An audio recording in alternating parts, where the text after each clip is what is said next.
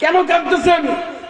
আপনার সামনে খাবারের কোনো অভাব নাই, আপনার সামনে আঙ্গুরের কোনো অভাব নাই, আপনার সামনে বেদনার কোনো অভাব নাই, আপনার সামনে জান্নাতের কোনো খাবারের অভাব না, আপনি কাঁদতেছেন কেন?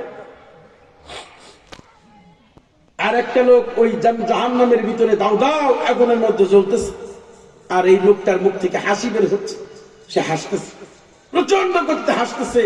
মানুষ যখন অতি দুঃখে পড়ে তখন কাঁদে, মানুষ যখন অতি সুখে পড়ে তখনও কাঁদে, মানুষ যখন অতি সুখে পড়ে তখনও হাসে, আবার দুঃখে পড়লেও হাসে। এই লোকটা ডাক দিয়ে বলতেছে, ভাইজান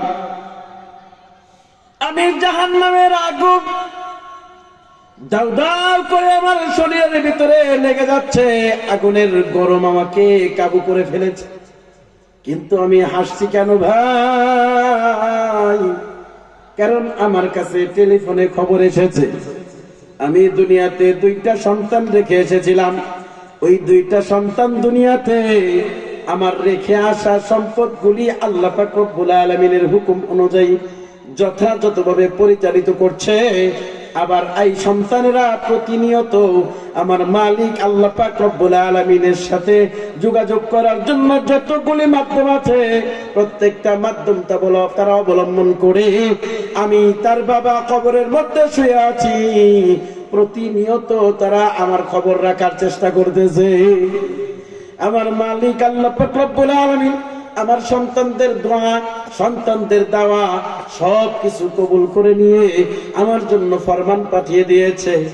আগামী 15 দিন পর, আগামী 15 তারিখে আল্লাহ পাক রব্বুল আলামিন আমার সন্তানদের কৃত কর্মের কারণে আল্লাহ জাহান্নাম থেকে মুক্তি দিয়া আমাকে জান্নাতের মেহমান বানায় দেবে।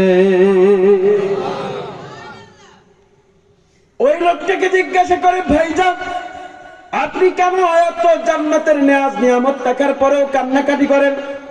এই লোকটা ডাক দেয়া বলে, আহারে কি দুঃখের কথা তুমি আমাকে মনে করাইয়া দিলাম, আমার দুঃখের তো কলিজাটা এমনিতেই ফেটে যাচ্ছে, আবার তুমি স্মরণ করাইয়া দিছ, কেন কেন স্মরণ করাইয়া দিলাম?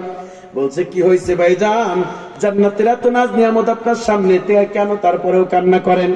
এইবার এই লোকটা ডাক দেয়া বলে, ভাইজান আমি অত্যন্ত কষ্ট করে খেয়ে না খেয়ে আমি আমার জীবনের সর্বস্ব কষ্ট বিসর্জন দিয়ে আমার সন্তান সন্ততির জন্য টাকা আমি একত্রিত করে রেখে এসেছিলাম।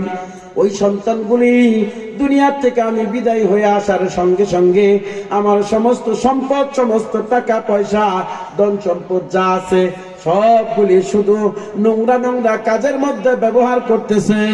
আমি আমার আমলের কারণে আল্লাহ পাক রব্বুল আলামিন খুশি হইয়া আমাকে জান্নাতের মেহমান বানিয়ে দিয়েছিল, কিন্তু আমার সন্তানদের দুষ্কর্মের কারণে আল্লাহ আমাকে ফরমান জারি করে দিয়েছে, আগামী 15 তারিখে জান্নাত থেকে বের করে আমাকে জাহান্নামের মেহমান বানায় দেবে। নাউজুবিল্লাহ বলেন, আরো জোরে বলেন না নাউজুবিল্লাহ। আমার আল্লাহ পাক রব্বুল আলামিনের ফরমান যখন থেকে এসেছে তখন থেকে আমি আর খাবার খাইতে পারি না, জাহান্নামের আগুন আমি সহ্য করতে পারবো না, জাহান্নামের আযাব আমার সহ্য করা সম্ভব নয়। আর আমি যেই সম্পদ সকল কিছু আমার সন্তানদের জন্য রেখে এসেছি, ওই সন্তানরা কোন পর্যন্ত কোন রাস্তায় খরচ করবে আমি তো জানি না, কতদিন পর্যন্ত আমার জাহান্নামে থাকা লাগবে এটাও আমি জানি না।